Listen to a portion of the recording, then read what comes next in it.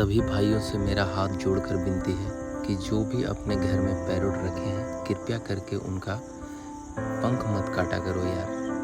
बहुत जो आपका कुछ नहीं बिगाड़ सकते उसके साथ ऐसा व्यवहार बिल्कुल ना करें यार, बहुत बुरा लगता है। अब ये कुछ बोल भी नहीं सकता है, देखो कैसे मुंह फड़फड़ा रहा है, लेकिन बेचारा क्या करे, देखो इसका जीवन कैसा हाल बना कर रखा है।